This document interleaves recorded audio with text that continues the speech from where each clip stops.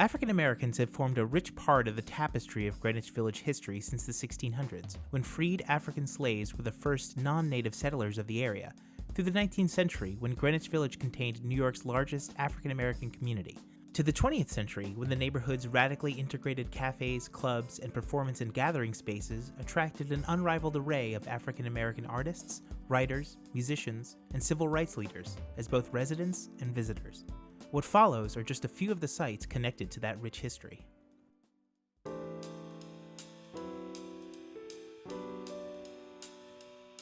From 1914 to the mid-1920s, 70 Fifth Avenue at 13th Street in Greenwich Village served as a hub for the advancement of African American rights and culture in New York and the nation. The 12-story Beaux-Arts-style building originally housed the headquarters of the oldest and largest national African American civil rights organization, the NAACP, the Crisis magazine, the oldest black-oriented magazine in the world, and a vital voice of the civil rights movement for a century, which showcased remarkable writing and art, as well as W.E.B. Du Bois and Augustus Granville Dill's publishing house, which printed the Brownies book, the first magazine published for African American children. Together, they combined to be influential pieces in a movement towards progress and equality, impacting New York and federal laws, as well as giving African American voices an opportunity to grow through writing and opinion. In February of 2020, Village Preservation petitioned the New York City Landmarks Preservation Commission to include 70 Fifth Avenue in a proposed historic district south of Union Square. In 1924, around the time the NAACP was bidding farewell to its 70 Fifth Avenue offices, a future writer and advocate for African American and gay rights was born in Harlem. James Baldwin spent some of his most prolific years as a writer living in Greenwich Village, and hit upon his time there in many of his essays, such as Notes of a Native Son. Many of Baldwin's works address the personal struggles faced not only by black men, but by gay and bisexual men, amid a complex social atmosphere. His residence at 81 Horatio Street, just a few blocks west of 70 Fifth Avenue, and already landmarked as part of the Greenwich Village Historic District, was memorialized by Village Preservation with a plaque in 2015.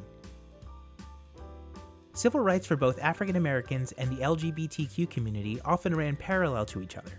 Though the connotation of the word gay has changed since the 19th and early 20th centuries, Gay Street, nonetheless, holds much history for both movements.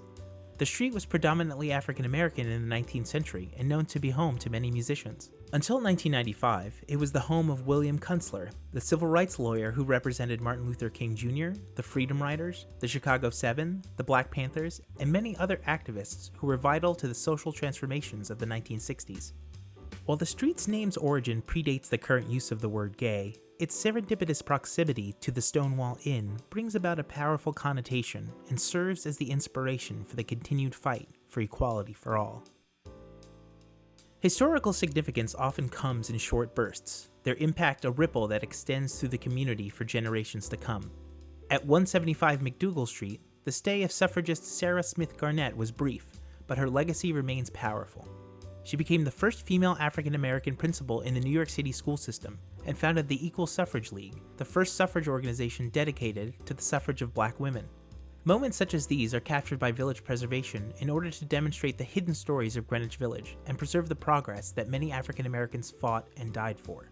No structure is too big or too small to house importance, and the monumental impact that African Americans have had in the southern reaches of New York City still stands today, in their tireless work in the buildings they called home.